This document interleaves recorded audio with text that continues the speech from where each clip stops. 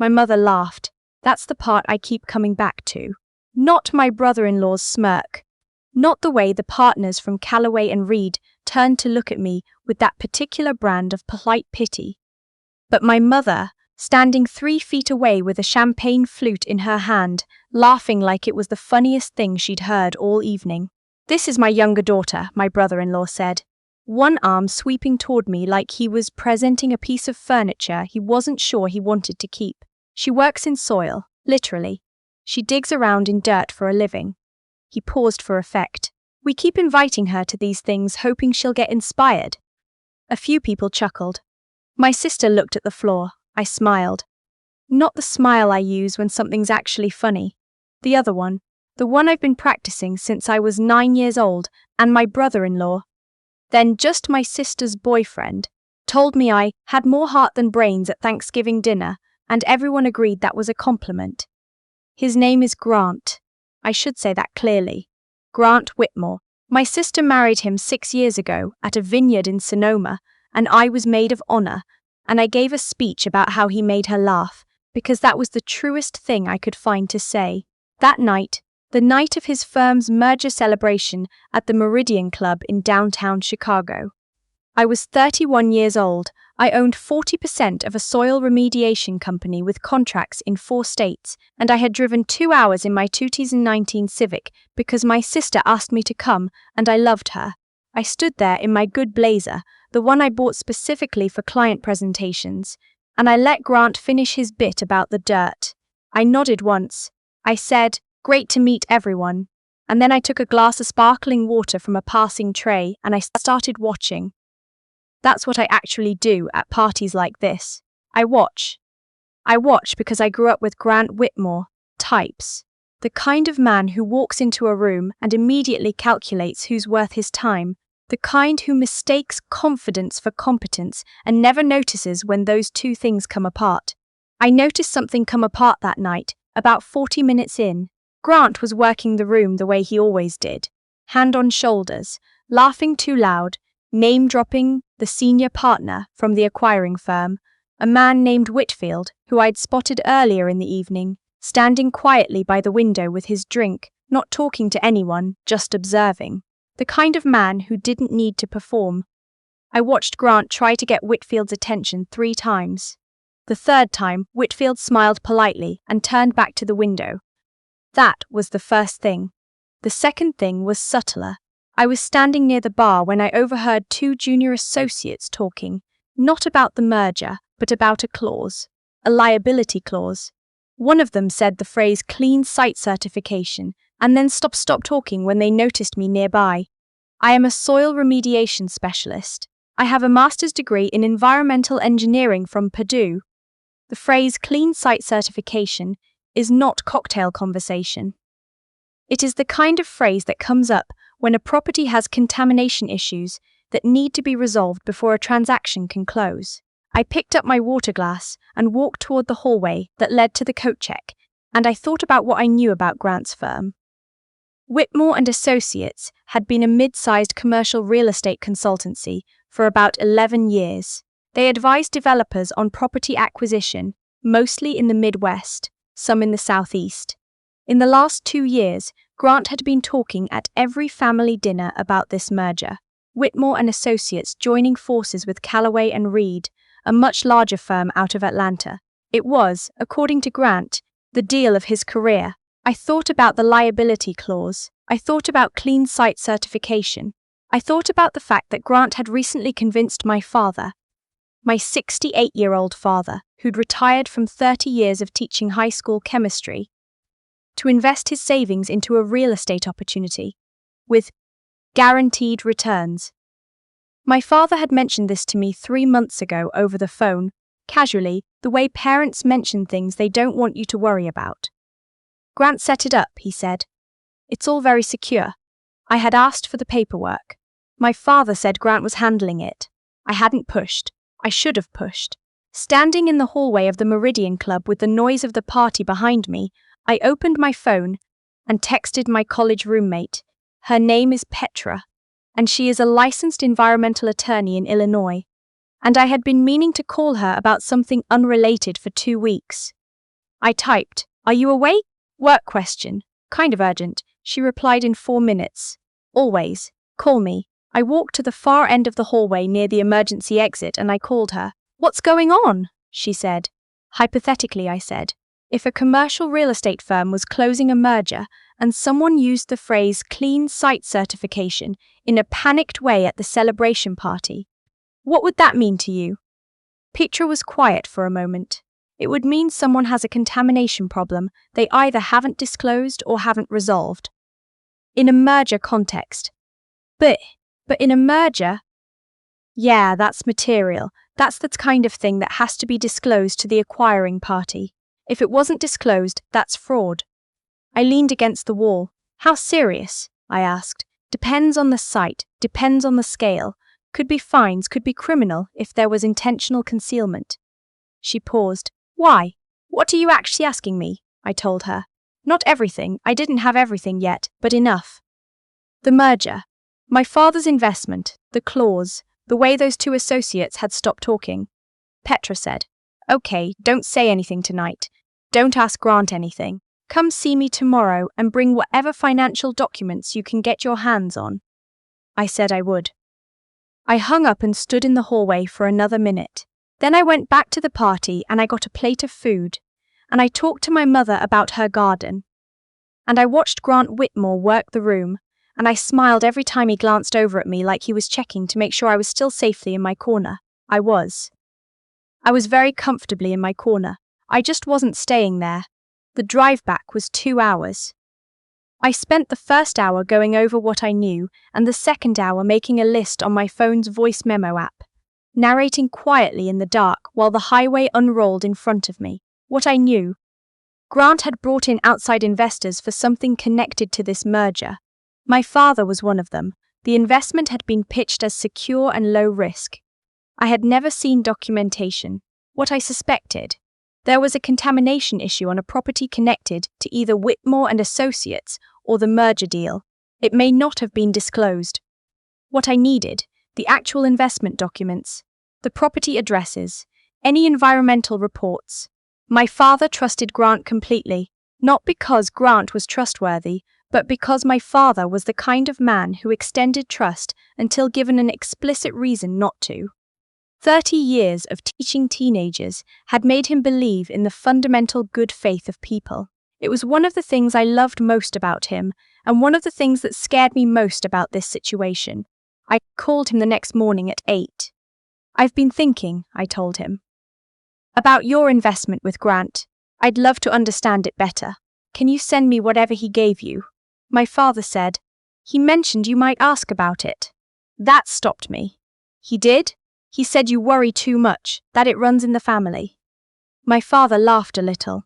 "I'll forward you the summary document, sweetheart. But it's really very simple." The summary document arrived in my email 20 minutes later. It was 3 pages. It outlined an investment in a property development project in Gary, Indiana, a former industrial site being converted to mixed-use residential and commercial. Returns were projected at 14% annually, structured over 5 years. I read it twice. Then I opened a new browser tab. Gary, Indiana, has one of the highest concentrations of brownfield sites in the Midwest. A brownfield is a property where the potential expansion or redevelopment is complicated by the presence or potential presence of hazardous materials, former steel mills, former chemical plants, former industrial facilities of every imaginable variety, left behind when the manufacturing economy moved on. Developing a brownfield is not impossible. It happens all the time, but it requires Phase I and Phase II environmental assessments. It requires remediation if contamination is found. It requires clean site certification before any residential development can be approved. 14% annual returns on a Gary brownfield project with a 5-year structure would require either unusually fast remediation or the assumption that no significant contamination would be found. I called Petra. "I need you to run a property search," I said. "Gary, Indiana. Former industrial site. I'll send you the address from the document." "On it," she said. "Give me a couple hours." I spent those 2 hours doing my own research. I have professional access to environmental databases that the general public doesn't. Part of my work involves assessing sites before remediation contracts are signed. I ran the address through 3 of them. What came back made me sit back in my chair and stare at the ceiling for a long moment. The site had a documented contamination history going back to 1987. A Phase 2 assessment had been completed 18 months ago, right around the time Grant would have been structuring his investor group. The Phase 2 had found elevated levels of trichloroethylene and lead in the soil and groundwater. Remediation had been estimated at between $800,000 and $1.2 million, with a timeline of 3 to 4 years before clean site certification could be obtained. The investor summary my father had received made no mention of any of this. Petra called me back at noon.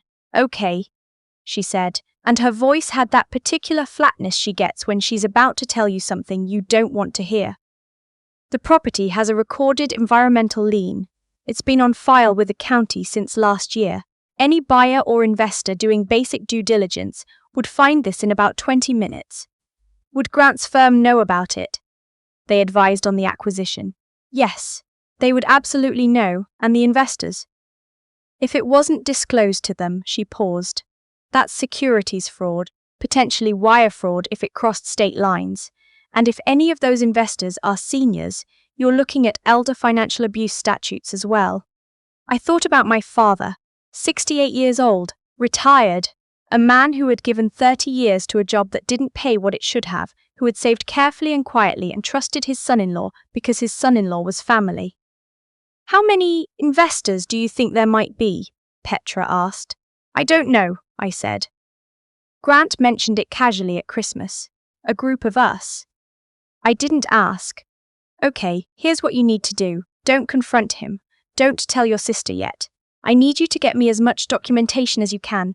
Anything your father has, any communications from Grant about the investment, any contracts. And I need you to let me make a call." "To who?" "I have a contact at the Illinois Securities Department, and depending on the scale of this, we may also be talking to the FBI's Financial Crimes Unit." I sat with that for a moment. The FBI, my brother-in-law, my sister's husband, the man my mother laughed with at parties. "Okay," I said. I didn't tell anyone what I was doing for the next 3 weeks. Not my parents, not my sister, not anyone at work, though my business partner Riss noticed I was distracted and asked twice if everything was okay. "Fine," I said both times. "Just some family stuff." I went through my father's emails with his permission. I told him I wanted to make sure if he understood the investment structure, and he gave me his login without hesitation, because that is who my father is. I found 11 months of correspondence between him and Grant. I found the original pitch deck, which was more detailed than the summary document, and contained language about environmental assessments that was carefully, strategically vague. I found 3 other names in the email thread. Other investors. One was a former colleague of my father's from the school district. Another was a neighbor. The third was a man I didn't recognize, but his email domain suggested he was a retired union worker. I sent everything to Petra. 2 weeks later, she called me and said, "The securities department has opened a formal inquiry. They found additional properties. This is bigger than Gary." I said, "How much bigger?" She said, "There are at least 4 sites. Total investor exposure might be in the range of $2 to $3 million. Grant's firm was receiving advisory fees on top of the investment structure, which creates additional disclosure issues." I sat on my couch in my apartment with my phone against my ear, and I thought about the merger celebration. The champagne, the partners in their suits, Grant's arm sweeping toward me like I was a piece of furniture. She works in soil, literally. She digs around in dirt for a living. I had spent the last 3 weeks doing exactly that. Digging. "What happens now?" I asked. "The inquiry becomes an investigation. They'll subpoena records. Grant will likely be notified within the next few weeks when they contact his firm officially." She paused. "Your father's money, there's a chance some of it is recoverable, depending on how the assets are structured. I can't promise anything yet. What about my sister?" Petra was quiet. "That's the hard part," she said finally. She's not implicated in any of this, as far as we can tell, but she's going to find out her husband is under federal investigation. I already knew what I had to do. I just hadn't let myself think about it in those exact terms until that moment. I drove to my parents' house on a Sunday afternoon. My mother made coffee. My sister was there. She'd brought the kids, 2 boys under 5, who spent the visit running between the backyard and the kitchen. It was an ordinary Sunday. It looked like every Sunday from our childhood. I waited until the kids were napping, and Grant had stepped outside to take a call. Then I sat down at the kitchen table with my father and my mother and my sister, and I said, I need to tell you all something, and I need you to let me get through all of it before anyone responds. My sister looked at me with the expression she's had since we were kids. Slightly wary, slightly affectionate, the look of someone who knows you well enough to be a little afraid of what you're about to say. My mother set down her coffee cup. My father folded his hands on the table. I told them everything. The party, the conversation I'd overheard, the call to Petra, the environmental database search, the contamination history, the environmental lien, the other investors, the securities department inquiry. When I finished, the kitchen was completely quiet, except for the sound of one of the boys rolling a toy truck across the floor upstairs. My mother said, "That can't be right." My father didn't say anything. He just looked at his hands. My sister said, "You're sure?" "Yes," I said. "I'm sure." She stood up and walked to the window over the sink and stood there looking at the backyard where her boys had been playing an hour ago. Her shoulders were very still in the way that meant she was working very hard to hold something together. Then she said quietly, "How long have you known?" 3 weeks. "Why didn't you tell me sooner?" "Because I needed to have something real to show you, not a suspicion, documentation." She turned around and looked at me for a long moment. Her eyes were wet, but her face was composed. "Okay," she said. "What do I need to do?" That was my sister. That has always been my sister. Whatever else is complicated between us, and things have been complicated, in the way that it's complicated between sisters who are very different and love each other anyway, that is who she is at the center of it. Practical, steady, forward-moving. Grant came back inside 20 minutes later. He read the room immediately. He has always been good at reading rooms, which is its own kind of irony. And looked from face to face and said, "What's going on?" My sister told him she needed to speak to him privately. Her voice was the voice she uses in professional settings, which is a voice I had never heard her use with him before. I watched his face change, the way a room changes when a window breaks. My parents and I took the boys for a walk around the block. When we came back, Grant's car was gone. The investigation took 8 months to complete its first phase. In the end, the Securities Department referred the case to the U.S. Attorney's Office. Grant's firm surrendered its licenses. Grant himself was named in a civil suit filed by the SEC and in a parallel criminal referral involving wire fraud and securities fraud violations. My father recovered 63% of his investment through a restitution order and asset recovery process that Petra navigated with the patience of someone who has done this before. It wasn't everything, but it was something. My sister filed for divorce 4 months after that Sunday in our parents' kitchen. She moved with her boys to a rental house 12 minutes from my parents. I helped her move on a Saturday in March, carrying boxes up narrow stairs, stopping for pizza at 6 o'clock, watching her boys run through an empty apartment that was entirely hers. At one point, she sat on the floor with her back against the wall while the boys ate, and she said, "I want to ask you something, and I need you to answer honestly." "Okay," I said. "Did you know something was wrong before the party? Before that night?" I thought about it. Honestly thought about it. I knew something felt off about the investment, I said, when Dad mentioned it in the fall. But I didn't push. I should have. She nodded slowly. "I think I knew something was wrong too," she said. "Not about the money, just something." She looked at her boys. "I just didn't want to know." I didn't say anything, because there wasn't anything useful to say. I just sat down on the floor next to her, and we ate pizza and watched her kids. and the apartment was full of boxes and empty of everything else, and it was, somehow, still okay. Grant sent me an email 6 months after the divorce was finalized. I won't reprint it here. The short version is that he believed I had acted out of long-standing resentment toward him, that I had exaggerated and selectively presented evidence, and that I had broken up his family. I read it twice. Then I forwarded it to Petra in case it was relevant to any ongoing proceedings, and I closed my laptop and went to bed. What I will say is this. I was at that party because my sister asked me to come. I wore my good blazer, and I drove 2 hours, and I stood there while my brother-in-law introduced me as the family embarrassment, and I smiled and I watched, because that is what I do. I work in soil. I assess what's underneath the surface. I determine what's been left behind, what's leaching into the groundwater, what needs to be contained before it spreads further. Grant was right about one thing, actually. I dig around in dirt for a living. He just never thought to wonder what I might find.